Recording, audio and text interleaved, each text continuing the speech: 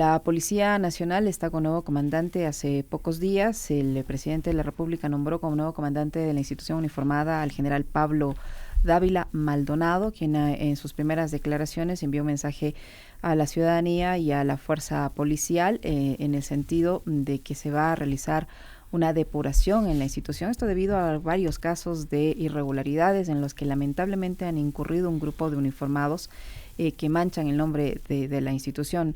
En los últimos casos que se conocen al menos son estos de las extorsiones a las que están recurriendo algunos policías. Pero más allá de eso, la Policía Nacional evidentemente requiere una depuración. ¿Cree que sea posible esa depuración? ¿Y qué opinión le merece el cambio de jefe o de comandante en la Policía Nacional de Pablo Dávila en lugar del señor Víctor Hugo Zárate? Buenos días, bienvenido. Buenos días, gracias por la invitación. Bueno, realmente el cambio, más bien el cargo de comandante general es político, ¿no es cierto? Y cualquier momento el presidente o el ministro o en sí el gobierno en general puede definir, en este caso el presidente, el cambio de comandante general. Y, y es así lo que ha pasado, ¿no? El general Zárate ya cumplió con su función, con su periodo también, y entonces ahora todas las expectativas están centradas en el nuevo comandante general y en su gestión en beneficio primero de todos los ciudadanos y luego de todo el personal policial.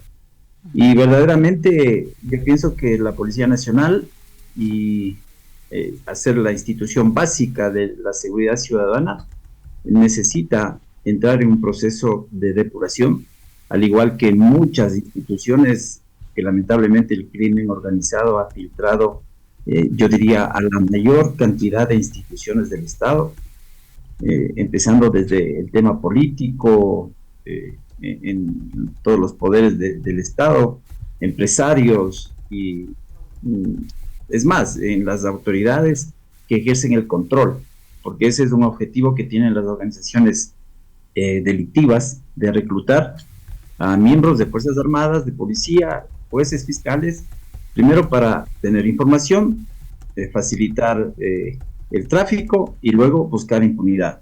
Entonces, dentro de todo ese andamiaje y objetivos de estas organizaciones delictivas, lamentablemente hay policías y malos funcionarios policiales que han sucumbido ante las tentaciones del dinero fácil y lamentablemente hay varios, y yo diría muchos policías que están inmersos en estos delitos. Ahora, ¿cuál es la respuesta institucional? Lamentablemente yo pienso que la base legal no acompaña a la depuración de la Policía Nacional. El COESCOP cambió todas las reglas que teníamos anteriormente con la ley orgánica y la ley de personal de la Policía Nacional, en donde se facilitaba la desvinculación de funcionarios policiales que están inmersos en delitos o en anticonductas policiales. Pero hoy se dificulta. Yo pienso que el tema de garantizar los derechos de los ciudadanos está muy bien, pero también el policía, por su condición de representar al Estado en sí y al poder de policía, debe tener sanciones más fuertes cuando está inmerso en estos delitos, ¿no? ¿Cómo está, general? Muy buenos días. Esos problemas que se han identificado y que usted los estaba resumiendo en su primera respuesta, tienen un origen. ¿Cuál podría ser ese origen? Bueno, el origen es, yo diría que la mayoría de los ecuatorianos, ¿no? Lamentablemente, el narcotráfico es la primera expresión del crimen organizado. Todo el tema ilegal se vuelve o representa el narcotráfico, lavado de activos, y todo eso significa todo un andamiaje, ¿no? Que empieza, como le dije, a reclutar a funcionarios, y especialmente a funcionarios policiales, porque la policía controla las vías, controla los puertos, ¿no? Las exportaciones con su unidad canina y su unidad de control de puertos, controla aeropuertos, y la droga va por ahí, se trafica por las vías, se trafica por el mar, y entonces empiezan a reclutar a funcionarios de la Armada, de la policía, y lamentablemente también yo diría que hay una debilidad al interior de las instituciones, no solo de la Policía Nacional, porque creo que todos los objetivos institucionales están hacia afuera, es decir, al servicio a la sociedad, y no se mira al interior de las instituciones. Lamentablemente, los niveles de supervisión y control en la Policía Nacional son muy extensos. Tenemos policías en las unidades de policía comunitaria sin un control, sin un nivel de control oficial, ¿no?, que le corresponde a los funcionarios con el grado de oficiales, y que lastimosamente no hay ese control y están haciendo de las suyas, así vulgarmente. Entonces, tenemos policías que toman decisiones para extorsionar, para devolver un vehículo recuperado, policías que extorsionan, y lamentablemente yo diría que dentro de la Policía Nacional hubo una época en que no se privilegió el reclutamiento selectivo, porque se necesitaba con urgencia reclutar a 5,000 policías por año, y eso lamentablemente no se tomaron todas las medidas, porque no alcanzaba el tema de polígrafo, de investigación socioeconómica, y unido a esto, el objetivo de los grupos que se estaban desarrollando en esa época del 2010 al 2016, los grupos delictivos, que tenían como objetivo filtrar a gente de estas organizaciones delictivas, los robos, los tiguerones, los choneros. Inclusive se tenía información que pagaron a gente suya, jóvenes reclutados de sus filas, para que ingresen a policía, a Fuerzas Armadas, y lamentablemente eso es lo que pasó. Entonces, gente que no tiene los valores éticos, ¿no?, y morales bien sentados, y que es proclive al crimen, ¿no?, al delito, con un título de policía, con un arma y con un patrullero, se vuelve peligroso. Entonces, es importantísimo nuevamente volver a las medidas de control, ¿no es cierto?, el tema del polígrafo, investigaciones socioeconómicas. Eso es importantísimo, pero lamentablemente no hay recursos destinados para ello. Hay 51,000 policías, pienso que un poco más. ¿Cómo implementar estas pruebas de confianza a todos? Bueno, puede ser aleatoria, pero tiene que existir un presupuesto adecuado. Y también el tema de asuntos internos de la Policía Nacional debe implementarse con ya sobre, yo diría, sobre denuncias específicas, y buscar dentro de la institución a gente que lamentablemente se ha enquistado y que son delincuentes, así hablándole directamente, ¿no? General, ¿por qué cree usted que se produce este cambio? Yo sé que los cambios en la institución uniformada son normales, pero ¿por qué en este momento? ¿A qué respondería este cambio? La salida del general Zárate, el ingreso del general Pablo Dávila, y además la forma como fue él seleccionado, ¿no? Después de 2 decretos. ¿A qué obedecería este cambio? ¿Cuál es la experiencia de este nuevo comandante general de la policía? ¿Qué expectativas puede generar él en la institución uniformada, en la tropa, en la oficialidad? Bueno, mire, yo pienso que el cambio se debe también luego de las elecciones, el presidente es reelegido, y también se nombró un nuevo ministro, y cada ministro es como una decisión o una potestad del ministro escoger o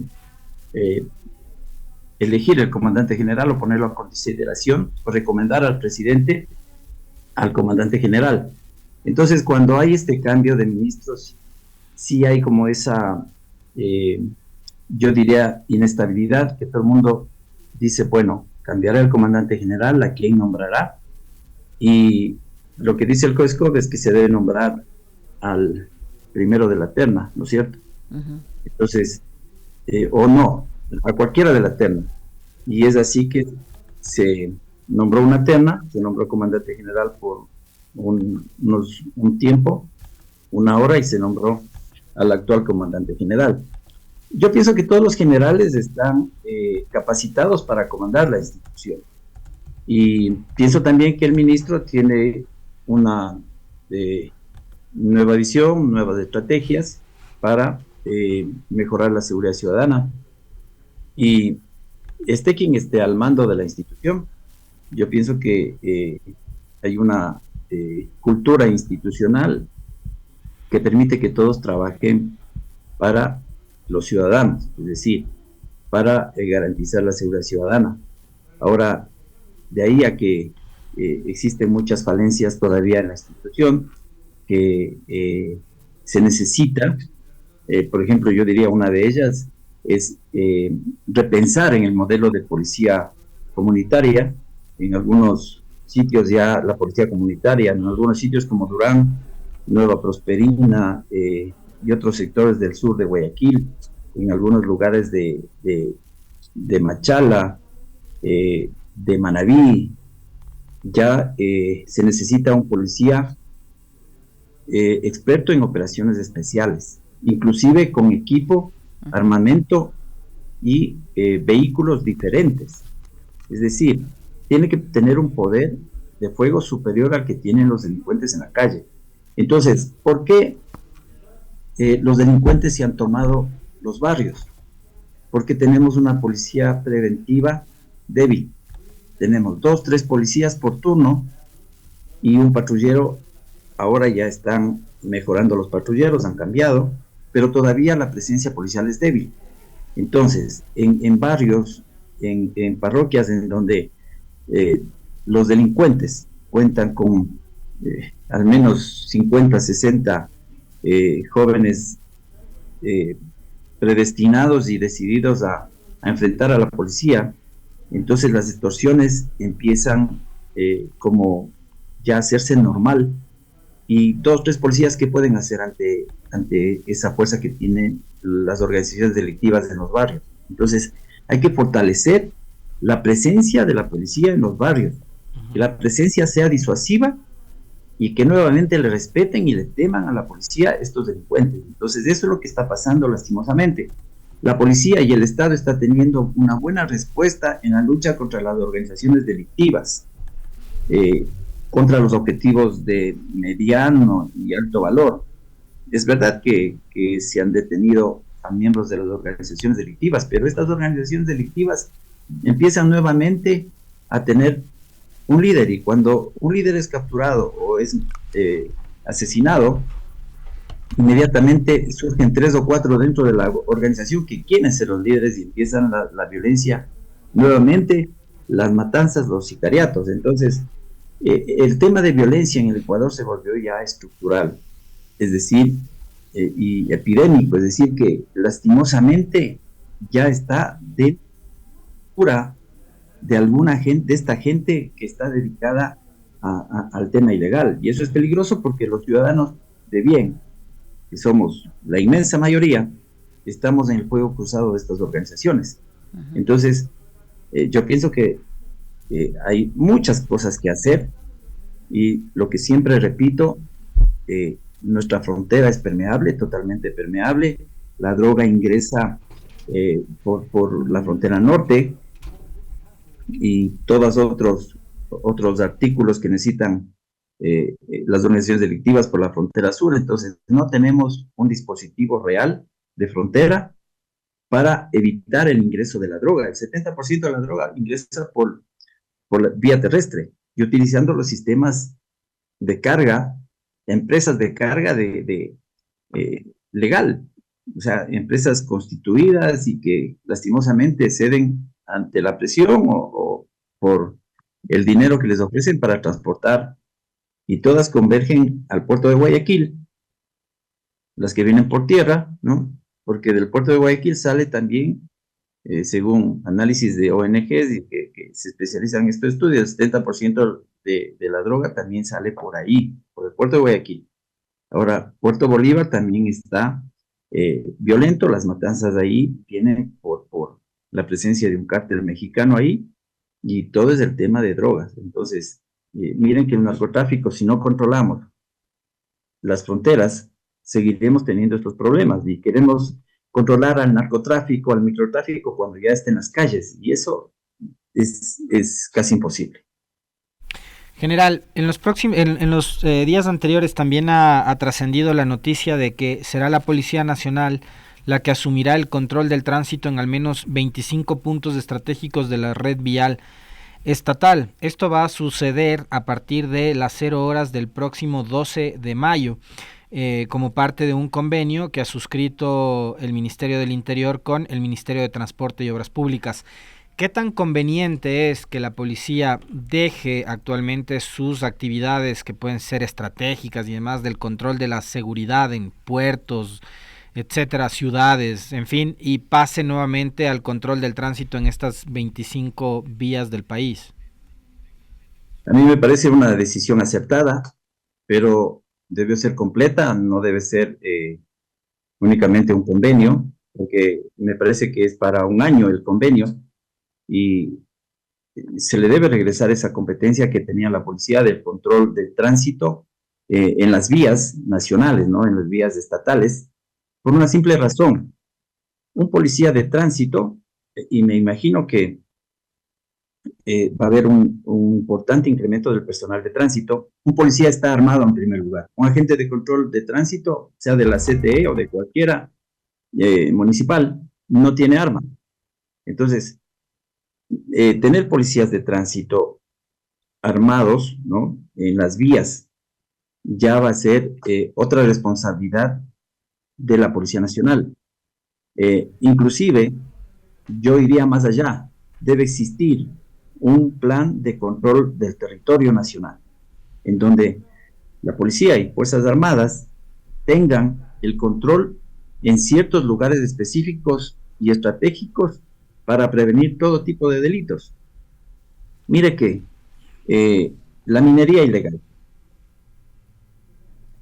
todo el tema de la minería ilegal en Imbabura, en el Carchi, en algunos lugares de la sierra, todo ese material aurífero, las piedras que sacan con oro, ¿dónde se va? Se va a Machala, ¿no? Y también a Ponce Enríquez, donde existen las procesadoras, porque en ningún otro lugar del país existen procesadoras de minerales, de oro. Entonces, si no se tiene el control del territorio, el control de las vías, ¿ya? En este tema de conflictos, una de las estrategias que el Estado tiene es negar los recursos a las organizaciones delictivas. ¿Y cómo es negar? Teniendo el control de las vías, por donde circula lo legal y más lo ilegal. Entonces, yo pienso que tiene que existir un plan de control territorial del gobierno. ¿Cómo controlamos? Entonces, ahí controlamos minería ilegal, controlamos contrabando, controlamos abigeato, controlamos todo lo ilegal que se mueve. Entonces, un ejemplo simple que yo, cuando estuve al frente de la institución, queríamos firmar un convenio con el prefecto en esa época, Baroja me parece, para tener toda la infraestructura del peaje que no se materializó en la vía Aloja-Santo Domingo, y tener ahí un punto estratégico de control para todo este tipo que se le entregue a la Policía Nacional. Y algo que es simple y fácil, esas instalaciones se están desmoronando, se están acabando porque no se las utiliza, y ahí puede ser un punto de control preciso y estratégico para todo lo ilegal. Entonces, cosas como estas, y así, este control, fortalecer el de Mascarilla, por ejemplo, el de la vía del Jobo, Hay puntos estratégicos que antes eran controles y que la Policía Nacional y con Fuerzas Armadas se tenía el control del territorio. Y hoy no lo está viendo. Yo pienso que el tema de que por este año la Policía Nacional vuelva a tomar el control del tránsito en las vías nacionales, en las vías estatales, va a producir buenos resultados. General, perdóname que quiero conectar con una idea que decía el general hace un momento. Estábamos hablando de los antecedentes de varios integrantes de la policía que están metidos en delitos, que están involucrados en el cometimiento de delitos. Si le sacan a los señores de la CETE, en buena medida es por los casos de corrupción que ha habido en agentes de tránsito. ¿Qué nos garantiza a nosotros que los policías que se han involucrado en delitos mayores todavía, en narcotráfico, no vayan a ser susceptibles de casos de corrupción en las vías? O sea, a mí sinceramente no me parece ni la mejor solución ni técnica ni estratégicamente, porque usted señala bien, hay que tomar control del territorio, pero yo empezaría controlando las fronteras. Usted lo dijo hace un momento, general, es por ahí por donde ingresa la droga. Otra, la droga también entra y sale por la costa. Hace pocos días vimos lo que pasó en Galápagos. Entonces, no solo es la policía, también es el ejército. ¿Qué está pasando con la marina? O sea, no tenemos control del territorio, ese es el problema. Y creemos que controlando 25 puntos en carreteras con policías, que además están involucrados en actos de corrupción y peores cosas, se va a solucionar el país. A mí me parece que esa no es la solución. Y yo solo le añadiría ahí algo, general. Hay antecedentes. Cuando en su momento la Policía Nacional tenía el control del tránsito, ya habían casos que lamentablemente no todos, pero sí habían casos puntuales de algunos policías que extorsionaban a los conductores, que les cobraban dinero para pasarles las llantas lisas, para no presentar la licencia, para pasarles la licencia caducada y en fin, una serie de situaciones, y que se volvió esto en una suerte de enriquecimiento ilícito de algunos servidores policiales.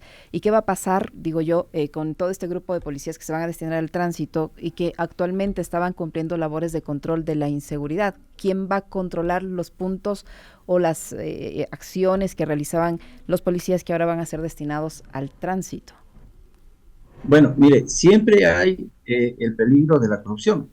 Lastimosamente, en nuestro país la corrupción campea en todos los niveles, ¿no es cierto? O sea, no podemos pedir a un policía que es parte de la sociedad ecuatoriana, a un policía, a un militar, a cualquier funcionario, que lastimosamente se deja deslumbrar, como lo dije, ¿no? Por el dinero fácil. Pero ahí están el tema de, yo pienso que las instituciones y la Policía Nacional va a tomar las medidas necesarias para que esto no ocurra. Y no debemos generalizar. Yo diría que el 98% de los policías son gente honesta, que trabaja, que vive de su sueldo. Siempre un 2%, 3%, 5% que sean gente que vive de lo ilegal también, y ahí está el desafío del nuevo mando institucional y del comandante general. Ahí hay un director de tránsito también, que tienen que velar para que no se vuelva a las malas prácticas de la corrupción, y peor, se caiga en el mismo falencia o defecto de la CTE, de los controles exclusivamente para extorsionar en las vías. Entonces, yo pienso que va a haber una mejoría en el tema de seguridad en las carreteras, porque va a haber recursos, va a haber operativos, y bueno, dejemos la duda y pensemos siempre con buena fe, ¿no? Pensemos que esto va a mejorar. General, ¿cómo le cayó a usted en su condición de general retirado de la Policía Nacional el anuncio de la llegada de este personaje, Eric Prince, el dueño, no sé, gerente, ¿qué será? Propietario de esta empresa Blackwater, que llegó en época de campaña, acompañó unos cuantos operativos? ¿Pero usted cree que la solución pasa por ahí, por traer a un ex militar extranjero retirado para que les diga a nuestros policías y militares qué es lo que tienen que hacer, ya que aparentemente todo lo están haciendo mal? No fue lo más adecuado, pienso yo, ¿no? Las Fuerzas Armadas y Policía Nacional son instituciones muy profesionales. Yo pienso que están dedicados en este momento a la estrategia mano dura, a una etapa de contención, porque no se dan todavía las condiciones para que se pueda entrar a un proceso de reconstrucción del tejido social en lugares como Durán, en Nueva Prosperina, en Sociovivienda, en donde se necesita entrar con todo el Estado en su conjunto, con otras instituciones. Entonces, pero lamentablemente, yo sí pienso que se debe concentrar más en estos lugares y ser más consistentes y sustentables en estos operativos. Deben ser sostenidos los operativos, pero aquí mismo tenemos expertos y tenemos gente con experiencia que pueden colaborar y que pueden sugerir y que pueden recomendar muchas estrategias y elaborar un buen plan de seguridad que sirva por lo menos para unos 10 años. Esa sería la idea. Claro. Entonces, que vaya más allá de un gobierno. Pero yo pienso que Fuerzas Armadas y Policía Nacional están suficientemente entrenadas, capacitadas para luchar contra estos delincuentes, que no son nada extraordinario, más bien el tema de la sorpresa con la que hacen sus delitos, pero algo también preocupante, ¿no? Porque estaba leyendo un artículo en donde las Fuerzas Armadas temen un recrudecimiento de la violencia en las cárceles. Y ahí me llamaba la atención porque quien había hecho el análisis de inteligencia o el informe decía que las organizaciones delictivas están luchando por tomar el control interno de las cárceles. Entonces, ¿quién está controlando las cárceles? Yo pienso que ese tema quedó ahí. Fuerzas Armadas, siempre ha sido mi convicción de que Fuerzas Armadas y que Policía Nacional tomen el control, pero no únicamente del perímetro externo, sino por un tiempo que se hagan cargo del régimen interno de los centros de rehabilitación social. Es la única forma de quitar el control de las organizaciones delictivas. ¿Y por qué luchan al interior? Porque los pabellones en la penitenciaría, no sé si es que es cada mes o cada 15 días, producen como $70,000, $80,000 por todo lo ilegal que se maneja ahí. Venta de drogas, permisos para salir al hospital, permisos para visitas, permisos para todo, teléfonos. Entonces es un negocio que estos delincuentes, los líderes de las organizaciones delictivas, se hacen millonarios de allá. O si no, veamos el caso de Junior, que le asesinaron en Colombia, tiene un patrimonio de $21 millones. Qué locura. Pasó 15 o 12 años preso. ¿Cómo se explica? Por la economía ilegal que está instituida en los centros de rehabilitación social. Entonces, mientras no se controle las cárceles, tendremos ciudades violentas, tendremos un país violento. Yo sí pienso que el gobierno debe repensar un poco y volver al inicio, en donde se tiene que controlar las fronteras y los centros de rehabilitación social. Muchísimas gracias, general. Rapidísimo, una última inquietud. El presidente, en el marco de su gira por Israel, ha dicho que Israel es muy importante, ha ratificado su cooperación en materia de seguridad y ha dicho que es importante, que reviste mucha importancia el apoyo de Israel para el progreso ecuatoriano, especialmente en seguridad. ¿Qué tan importante es ese apoyo? ¿En qué consiste ese apoyo y qué tanto resultado ha dado ese apoyo de Israel en la lucha contra la inseguridad en Ecuador? Bueno, todos los países, incluido Israel, nos apoyaron siempre a la Policía Nacional en capacitación, algunas donaciones de equipos, pero ya depende del gobierno. Israel tiene sistemas de defensa también y sistemas de inteligencia, entonces me parece que por ahí viene el tema del convenio. Toda ayuda y cooperación de gobierno a gobierno será bienvenida y siempre es bienvenida en todo estado.